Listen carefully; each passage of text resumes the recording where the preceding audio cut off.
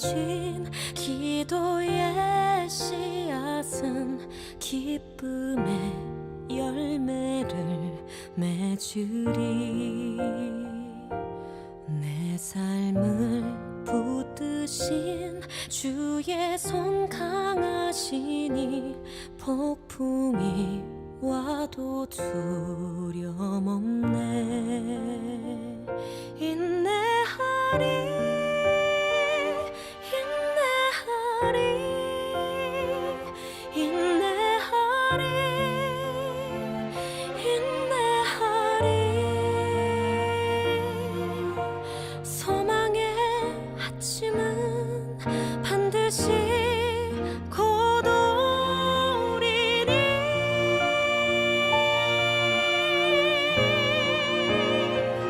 인내하리 인내하리 믿음으로 인내하리. 기쁨의 열매를 거두게 하심이네.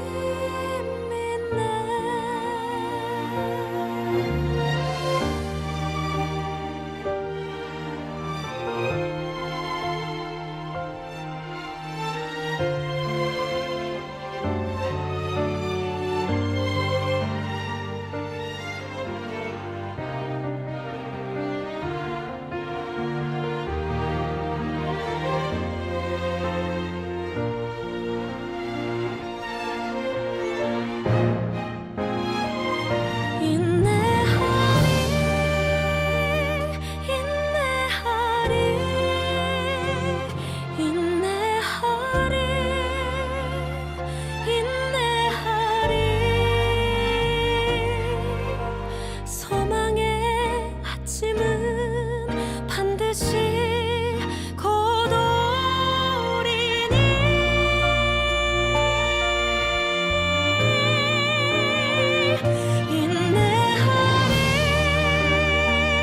인내하리 믿음으로 인내하리. 기쁨의 열매를 거두게 하심이네.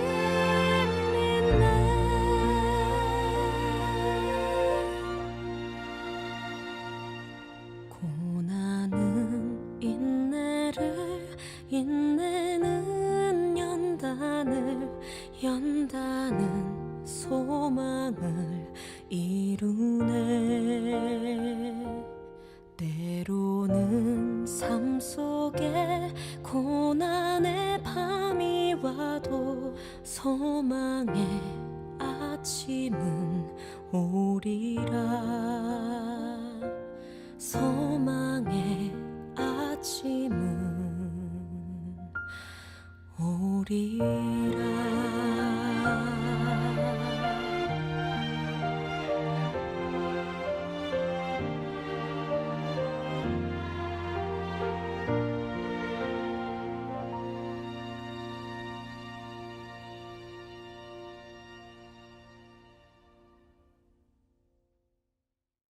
오늘 잠언서 12장 17절부터 19절까지 말씀을 같이 보았습니다. 17절부터 19절까지 말씀을 보니까 진리를 말하는 자는 의를 나타내어도 거짓 증인은 속이는 말을 한다 그랬고, 함부로 칼로 찌름같이 말하는 사람이 있고 지혜로운 자의 말은 양약과 같다, 도움이 된다는 말입니다. 진실한 입술은 영원히 보존되는데 거짓 혀는 잠시 동안만 있을 뿐이다, 이렇게 되어 있습니다.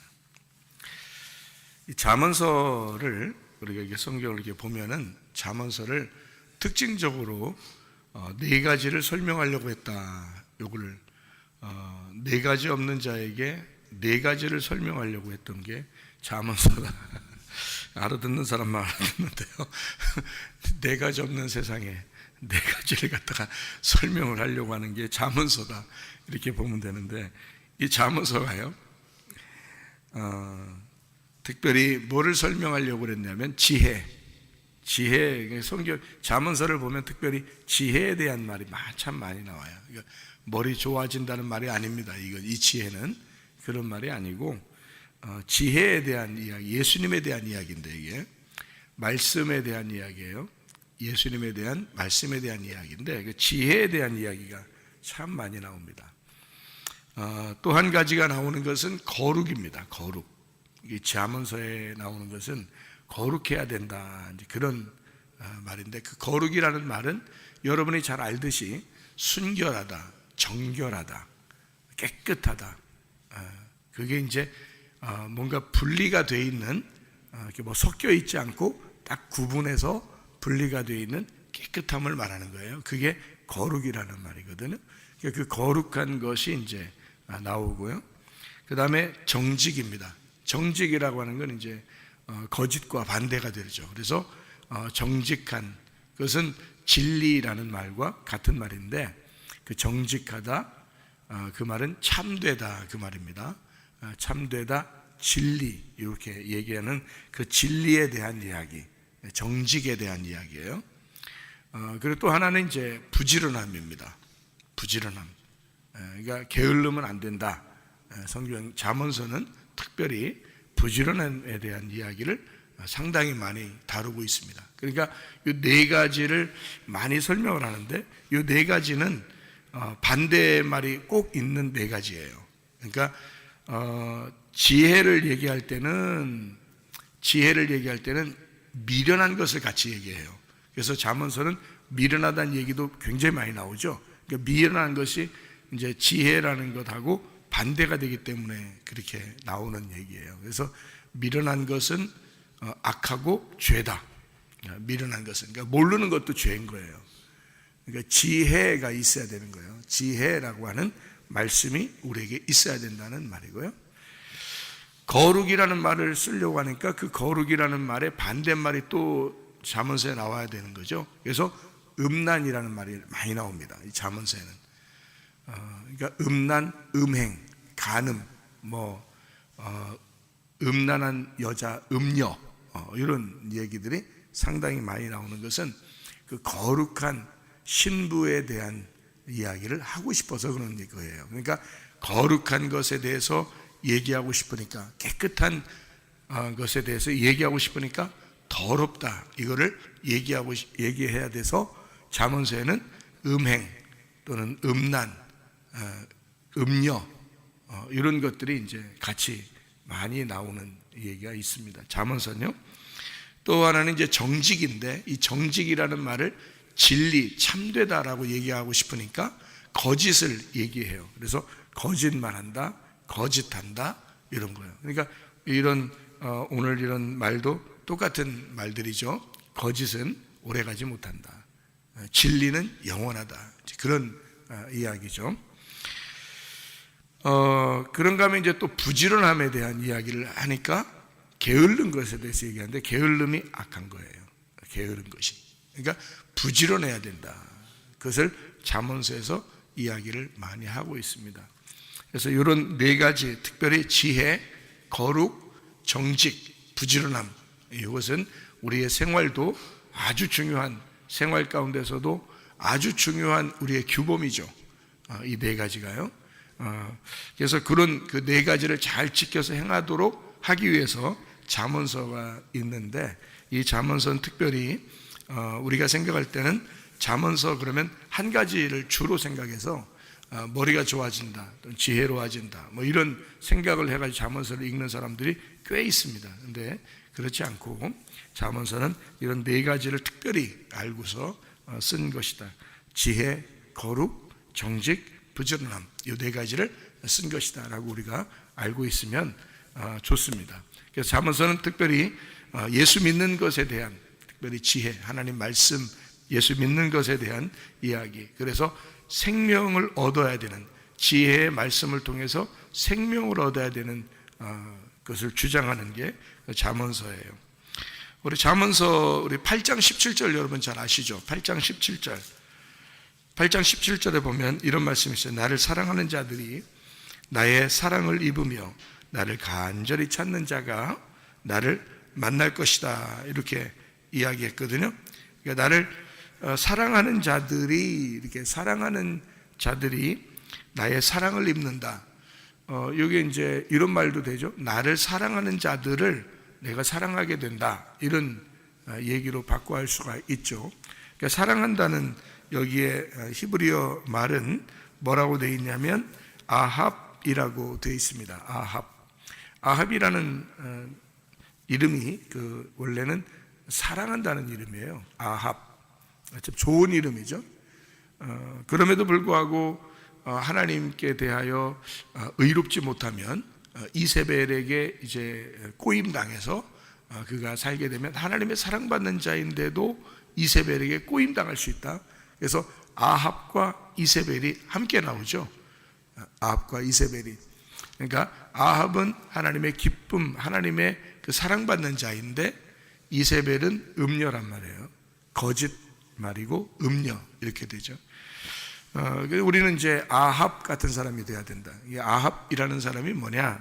그러니까 아합처럼 이제 이세벨에게 꼬임당하는 사람 돼야 된다 그런 말이 아니라 이름이 아합처럼 돼야 된다는 말이에요. 그러니까 아합이라는 말을 여기다가 썼는데 그 아합이라는 말이 바라다, 구하다, 기뻐하다, 간절히 이렇게 사모하다 이런 말이거든요. 그게 이제 아합이라는 말이에요. 그러니까 우리가 주님을 사랑하는데 간절히 구하고 그 주님을 간절히 기뻐하고 간절히 사모하고 그런 마음을 갖게 되면 그러면 주님의 사랑을 받는다는 거예요. 그러니까 그 주님은 그런 사람을 또 사랑한다는 거예요. 그런 사람을 또 기대하고 하나님은 기뻐하시고 그 사람들을 구하고 바라고 그런다는 거예요. 그러니까 우리도 그렇게 주님을 바라는데 주님도 그런 사람을 바란다는 거죠. 어떤 말하고 비슷하죠?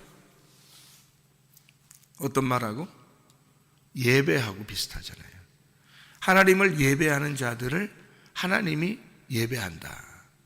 그러니까 하나님을 사랑하지 않으면 하나님 우리를 예배하겠어요? 우리가 하나님을 사랑하니까 예배하는 거죠. 하나님을 기뻐하니까, 하나님을 바라니까, 하나님을 기대하니까 예배하는 거거든요. 그러면 그런 사람을 하나님도 기대하겠다는 거예요. 그 사람을 바라겠다는 거예요. 그 사람을 기뻐하겠다는 거예요. 그러니까 하나님을 예배하는 자를 하나님도 찾아서 예배하겠다는 거예요. 그게 요한복음 4장 23절 24절이에요. 영과 진리로 예배하게 되면 그 사람을 아버지가 찾으실 것이다 이렇게 되어 있잖아요. 그 찾는 게 예배거든요. 그럼 영과 진리라는 말이 뭐라고요? 말씀을 해석하고 말씀을 이해하는 자, 말씀을 잘 깨달으려고 하는 자. 그 말은 하나님을 잘 이해해 보려고 하는 자, 그러려고 예배하는 거예요. 그래서 하나님 말씀 듣는 시간을 왜 귀를 기울이게 되고 성령의 말하는 소리를 너희가 들어야 된다라고 성령의 귀를 열어라 라고 얘기를 자꾸 하는 거냐면 그게 예배이기 때문에 그래요. 사람들은 말씀을 이렇게 점점 줄여나가고 말씀은 짧을수록 좋다 이런 사람들도 있고요. 말씀은 점점 줄여나가야 되고 다른 거를 예배를 많이 해야 된다 이렇게 하는 거 그런 사람들도 있죠. 그죠? 다른 걸 많이 하고 그다음에 말씀은 줄이고 그래서 다 이렇게 예배하는 게 그렇게 예배를 이제 바꿔나가는 풍토 이런 거 있잖아요. 그죠? 그런 사람들도 있잖아요. 그죠? 그 속은 겁니다. 속은 거예요. 성경에는 다른 게 없었어요. 여러분, 예배에 초대교회나 예수님의 제자들의 예배를 잘 생각해 보세요. 그때는 다른 예배가 없었어요. 다른 게 없었잖아요. 다른 순서가 없었어요. 잘 생각해 봐요. 다른 순서가 하나도 없었어요. 기도하고 말씀을 나눴어요. 말씀을 나누고 기도했어요. 다른 게 없었어요, 여러분. 그래서 말씀과 기도로 거룩해진다 그랬거든요. 근데 사람들은 속은 거예요. 뭐냐면 말씀을 듣기 싫어하니까. 마귀는 그 말씀만 듣지 않게 만들면 마귀가 성공하는 거니까. 사람들이 말씀만 듣지 않으면 마귀의 일을 할 수 있을 것 같으니까 마귀가 속인 거예요. 뱀이 와서 다시 속여버린 거예요. 여우가 그 집을 헐어버린 겁니다. 말씀 못 듣게 하면 다 끝나니까. 말씀 못 듣게 하면 그 사람은 끝나버리니까. 근데 성경은 뭐라고 우리에게 말하느냐? 말씀을 잘 듣고 이해해야 된다. 그러면 그게 예배다. 아버지는 그 사람을 찾을 것이다. 잘 생각해봐요. 하나님을 사랑한다는 게 무엇인가? 예배한다는 게 무엇인가? 하나님 말씀 영과 진리로, 영을 진리로 깨달아야 된다는 거예요. 잠언서에 그래서 지혜가 총명이 있어야 된다고 말하는 거고, 지혜는 명철해야 된다고 말하는 것입니다. 지혜라는 그 말씀이 명철이라는 것을 너희가 이해하지 못하면 그 지혜는 헛것이 되기 때문에, 지혜라는 말씀이 너희에게 명철로, 총명으로 이해가 돼야 한다. 명철과 총명은요, 이해력입니다. 이해력. 깨달아야 된다는 거예요. 지혜라는 말씀을 너희가 깨닫는 것이 그게 예배다. 그래서 지혜와 총명이 같이 나오잖아요. 잠언서에 지혜와 명철이 같이 나오잖아요. 왜냐하면 지혜라는 말씀은 홀로 설 수 없거든요.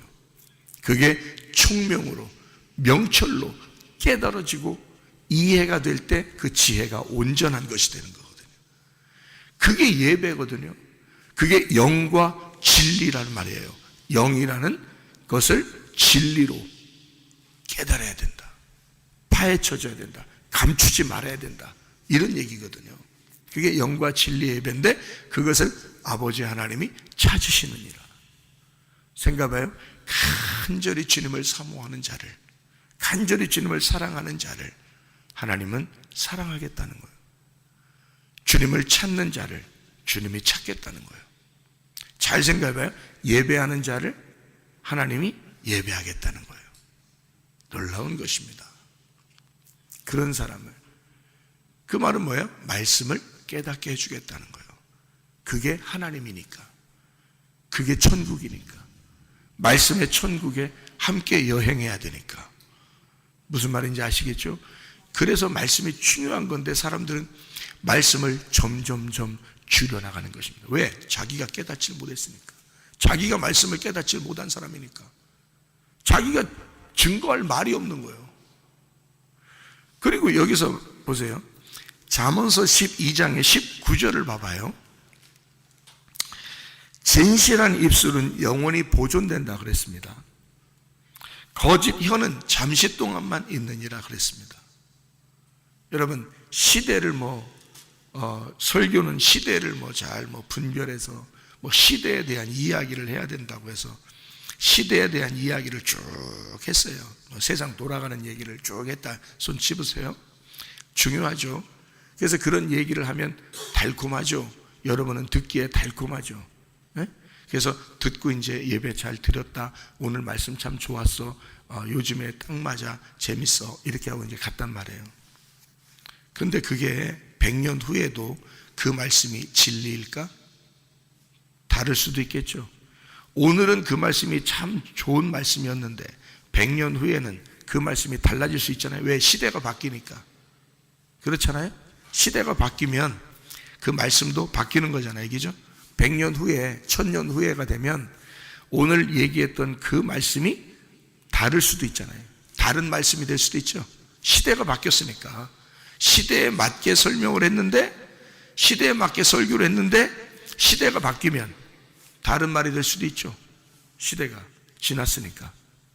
근데요, 성경의 말씀은 왜 진리라고 그러는지 아십니까? 수천 년이 지나도 이 말씀은 그대로 우리에게 진리의 말씀이니까 그런 거예요. 그래서 진리라고 그러는 거예요. 오늘 여기서 말하는, 오늘 잠언서 12장의 17절부터 19절까지의 말을 오늘 제가 여기서 설명하는 이 말이 시대에 맞는다고 달콤하게 여러분의 귀에 맞게 이야기하는 것이 아니라 100년 후에 이 말을 똑같이, 이 말이 참 놀라워, 여기 성경에 딱 맞는 말씀이야 라고 100년 후에도 똑같은 말씀이 돼야 되고 1000년 후에 들어도 똑같은 말씀이 돼야 돼요. 이것이. 그래서 기록을 하는 겁니다.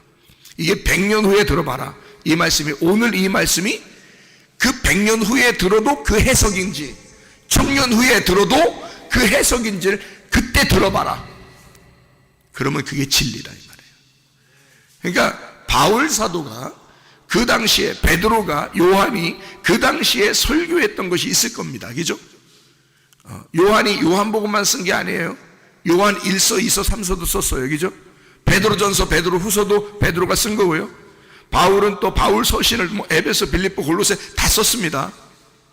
그러면 거기서 썼을 때는 다 어디를 기준으로 썼냐면 마태, 마가, 누가, 요한. 마태, 마가, 누가, 요한 복음서를 가지고 기준을 가지고 그걸 해석을 한 거예요. 이 사람들이요. 근데 그거는 수천 년이 지나서 우리가 그 해석을 봐도 똑같은 진리의 말씀이란 말이에요. 복음서에 딱 맞는 말씀이고 구약의 말씀에 딱 맞는 말씀이란 말이에요. 그러니까 구약과 신약을 넘나들면서 창세기부터 요한계시록까지 모두 다 진리의 말씀이 돼야 된다는 거예요. 변함이 없어야 된다는 거예요. 100년 후가 돼도 1000년 후가 돼도 오늘 이렇게 전하는 말씀이 100년 후에 들어도 똑같아야 된다는 거예요. 그러니까 시대에 맞는 얘기를 할 수 없는 거예요. 그건 진리가 아니니까. 그건 거짓이잖아. 잠시 동안만 있는 거잖아요. 그 시대에만 잠깐 있는 거잖아요. 사람들 귀에 잠깐 들리게 하는 거잖아요. 그게 아니라 설교는 진리가 돼야 된다. 그래서 성경을 알게 해줘야 된다는 거예요. 성경을 알게 해주는데 창세기부터 요한계시록까지 성경을 알게 해주려고 하는 것이 설교라는 거예요. 저는 왜 그러냐?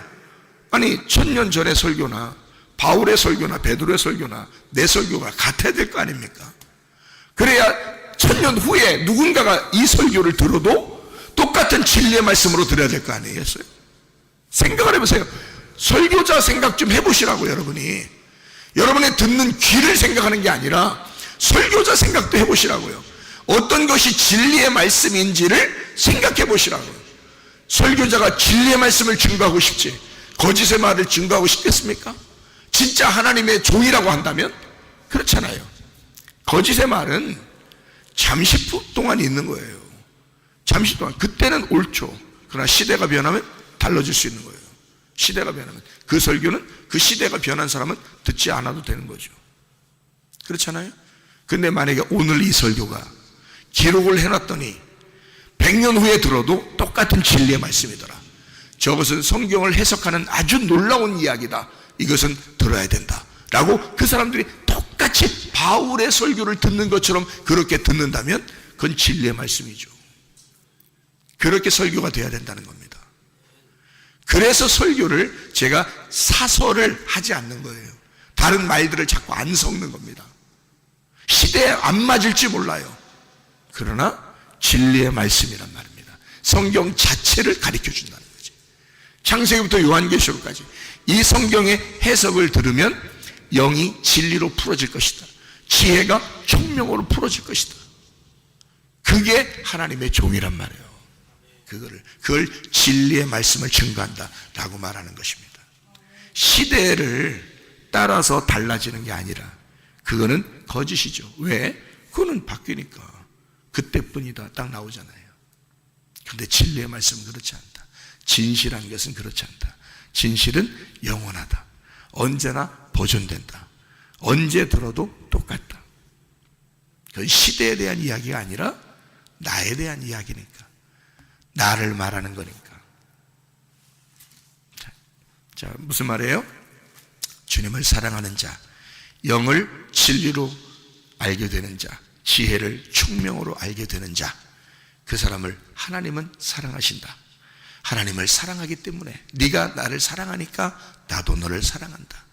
그 사랑한다는 게 하나님 내가 어떻게 사랑해? 나 사랑하고 싶죠. 하나님 나만 보세요. 나타나만 보면 내가 사랑하지. 당연히 사랑하지. 하나님 나타나세요. 그러면 사랑하죠. 나타났죠. 이 땅에 나타나셨죠. 그리고 우리에게 말씀으로 나타나고 있죠. 그럼 왜 이 말씀은 사랑하지 않느냐 그거야.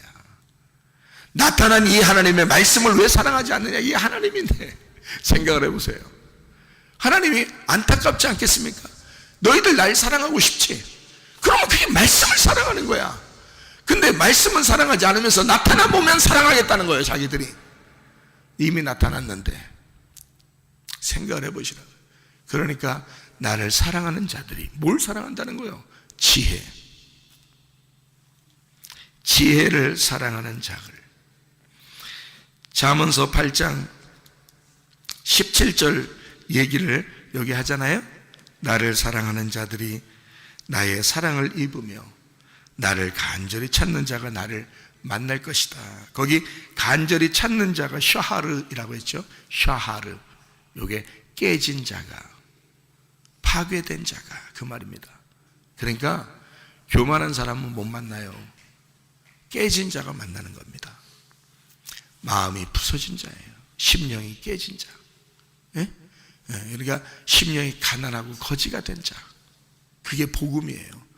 그 사람들에게 만나는 거야. 그러니까 거지된 자, 마음이 깨진 자, 슬픔이 있는 자, 괴로운 자, 울며 씨를 뿌리는 자, 그 사람은 기쁨으로 거둘 수 있도록 만들어 주신다. 간절히 찾아라. 간절히 찾아라. 네가 깨지고 찾아라 그 말이잖아요. 너 깨지면 깨진 자에게 내가 너를 찾아올 거야 그 말이에요. 그죠? 여기서 누가 얘기했다고 이거를? 잠언 8장 17절을 누가 얘기해요? 누가 얘기했다고 써 있잖아요. 여기 잠언 8장 17절을 누가 얘기했다고 써놨잖아요. 거기. 예? 나 지혜가 말하기를 그러잖아요. 나 지혜가 말하기를. 그 지혜가 누구냐고? 지혜가 생명나무 대신 예수님이라고요. 예. 나 지혜가 말한다. 나 지혜는 말한다 그 말. 예. 간절히 찾는 자, 간절히 일찍부터 부지런하게 먼저 찾는 자. 다시 말하면 가치관을 지혜에게 둔 자. 가치관을 지혜에게 둔 자. 새벽에 이렇게 나와서 여러분 뭐 들으러 왔어요? 새벽에 와서 지혜를 들으러 온 거예요. 나 지혜를. 그러니까 그 주님이라는 지혜를 들으러 온 건데 그 지혜를 간절히 찾는 자. 응? 그 지혜를 간절히 찾는 자. 부지런하게 찾는 자. 일찍부터 찾는 자. 자기가 깨져서 찾는 자. 그렇게 지혜를 찾는 자들. 그러니까 지혜를 뭘로 둔 거냐면 일찍부터 왜 찾아요? 부지런하게 왜 찾겠어요? 지혜라는 이것을 가치관을 둔 겁니다. 여기에다가 이 지혜에다 가치관을 둔 거예요. 여러분이 하나님 말씀 듣는 것에 여러분의 가치관을 둔 거야. 그러니까 다른 어떠한 것들보다 시간을 시작할 때 내가 이 지혜를 받아야지, 이 지혜를 이해해야지. 그래서 지혜를 이해하려고 지혜에게 온 거예요. 말씀이라는 지혜에게 온 겁니다. 여러분이 거기에 가치관을 두려고. 가치관이 거기에 있으니까 내가 모든 일을 하기 전에, 내가 공부하기 전에, 내가 오늘 삶을 살기 전에 지혜를 내가 받아야 되겠다. 그 지혜를 찾아야 되겠다. 그에게 나의 가치관을 둬야 되겠다. 내가 가진 돈도, 내가 가진 재산도, 내가 가진 몸도, 내가 가진 생명도, 내가 가진 지혜도, 내가 가진 자식도, 내가 가진 남편과 아내도 내 가치관을 예수에게 둬야 되겠다. 내 가치관을 지혜에게 둬야 되겠다. 그래서 일찍부터 찾는 거예요. 부지런하게 찾는 거예요. 생각해봐요. 뭘 찾으러 왔어요, 여러분은? 돈 찾으러 온 거 아니죠? 여러분의 지식 찾으러 온 거 아니죠? 지혜를 찾으러 온 거예요. 하나님의 말씀을 찾으러 온 거예요. 왜냐하면 그것이 나의 가치관이니까. 돈보다도 더 귀한 거니까. 내 재산보다도 더 귀한 거니까. 그 지혜가. 그래서 지혜를 찾으러 온 거예요. 이 말씀을 듣기 위해서 오신 거라 그 말입니다. 그래서 주님을 사랑하고 말씀을 사랑하고 지혜를 사랑하고 지혜를 찾고 내가 깨져서 내가 부지런히 가치관을 주님에게 둬서 그 말씀을 사모하는 자들을 주님께서 찾으신다. 주님께서 사랑하시겠다는 거예요. 하나님이 사랑만 하면요 책임지십니다. 그 사람을 책임지셔요. 사랑한다는 것은 책임지겠다는 뜻이거든요. 그렇잖아요? 결혼할 때 사랑합니다 약속하는 것은 내가 책임지겠습니다 그 말이거든요. 하나님이 우리를 사랑하신다.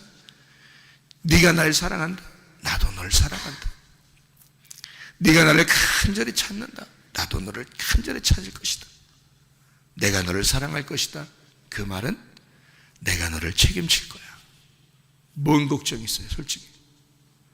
우리가 실수할 수 있죠. 실수 안 합니까, 인간은? 죄 안 집니까? 잘못 안 합니까? 허물이 없습니까? 목사라고 뭐 완벽합니까? 아니에요. 허물이 있고 실수가 있고 죄를 짓고 잘못도 하죠. 그런데 하나님이 책임지시면 언젠가 그 사람을 하나님의 손아귀에서 붙들어 주신다. 언젠가라도 그걸 다 갚아주신다. 그걸 믿는 거죠. 하나님이 어느 순간이라도 나의 잘못과 실수와 허물과 죄를 그대로 드러내게 해서 그것을 갖다 막 까발려가지고 그걸 그대로 네가 당해라 하는 것이 아니라, 그런 사람이라 할지라도, 그래 너는 시은좌의 아기가 날마다 똥 싸고 오줌 싸는 것처럼 잘못을 한다 할지라도 그 부모가 책임진다 이거야. 왜? 사랑하니까. 아기를 부모가 사랑하니까 책임진다 이거야. 그걸 치워주면서 또 사랑한다 이거야. 또 치워주면서 또 사랑한다 이거야. 책임감을 누가 가지고 있으니까? 부모가 가지고 있으니까. 우리의 아버지 하나님은 우리에게 부모님이시잖아요.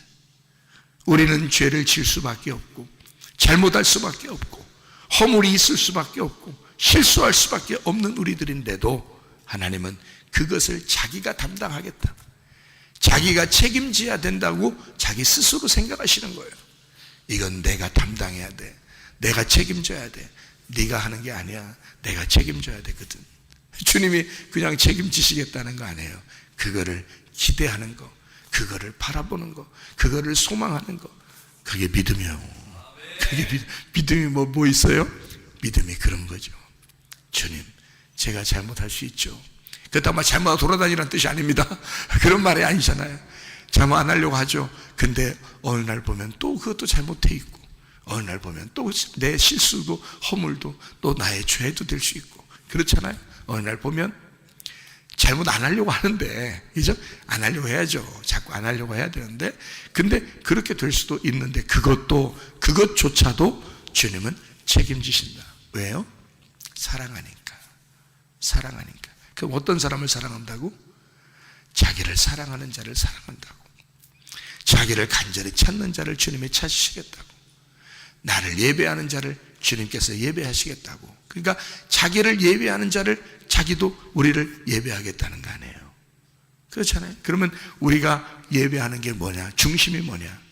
지혜가 총명으로, 영이 진리로 그렇게 예배하는 자를 하나님이 예배하신다 했으니 그걸 사랑이라고 여기고 주님은 그를 사랑하면서 책임지겠다 그 말입니다. 그게 영원히 보존되는, 하나님이 그것은 끝까지 지켜야 되겠다. 하나님이 그것을 내가 변함없이 끝까지 지키고 이건 변하지 않을 거야. 이건 끝까지 영원히 보존될 거야. 그게 진리의 말씀이니까. 그게 진리니까. 그게 진실이니까. 그것을 하나님은 책임지겠다.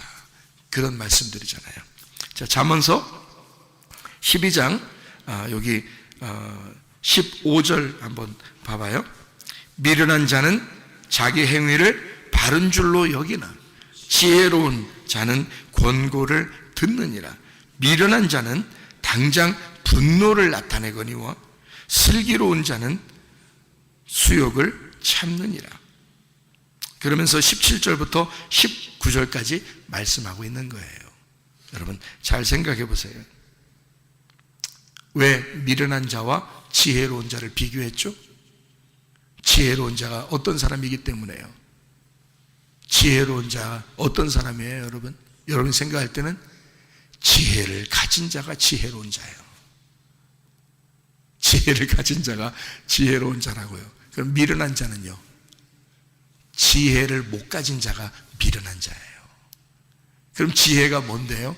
생명나무 대신 예수님이라고 했잖아요. 그게 진리의 말씀이라고 그랬잖아요. 그 진리의 말씀이 지혜라고요. 그 지혜를 가진 자가 지혜로운 자고요. 그 지혜를 못 가진 자가 미련한 자란 말이에요. 그래서 미련한 자가 악하다 그러는 거예요. 잠언서는. 자, 잠언서는 특징이 네 가지. 뭐라고요? 지혜, 거룩, 정직, 부지런함. 이 네 가지를 특징을 가지고 있다. 반대적인 삶을 살지 아니하고 여러분은 지혜로운 삶, 부지런한 삶, 거룩한 삶, 정직하고 진리의 삶, 그렇게 사시다가 주님 만나시기를 바랍니다. 하면 기도하겠습니다.